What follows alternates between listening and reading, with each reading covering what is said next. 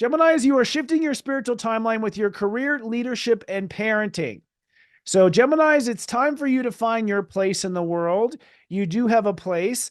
By the way, Geminis were really prevalent during the last American Revolution. The last time Pluto was in Aquarius.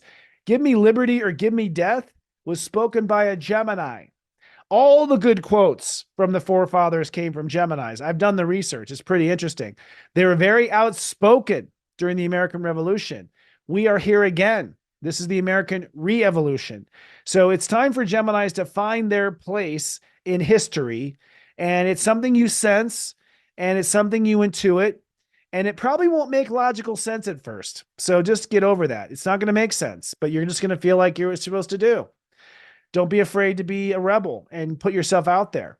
Now, what is my new reality? You have a new reality at home, your family life, how you feel about yourself, how you feel about the world. That's what's changing.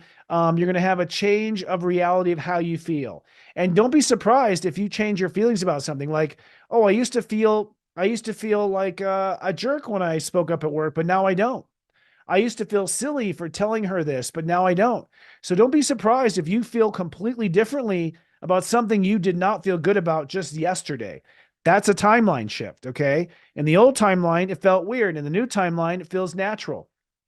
Now, Venus and Mars is saying you got to raise the vibe of travel, knowledge, education. You got to up the ante. You got to do some Wikipedia searches. You got to put some data into that brain. You need some facts and figures. You need some experience.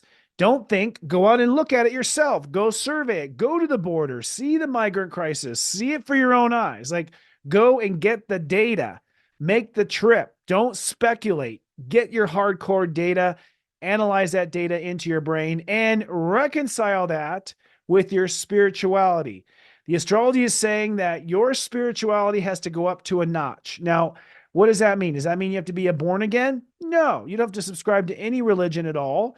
But you do need to start praying or doing tarot cards or having some communication to your higher self. It can't be all lower. You got to have some sort of a higher means. I think Geminis would be great at tarot, by the way. I think they'd be great at tarot if you just need something because you can see the symbolism in the cards, and but you need to raise your spirituality, and your knowledge has to be reconciled with your spirituality. You have to see in the context of God how this data makes sense. It's serious joy, joy, joy.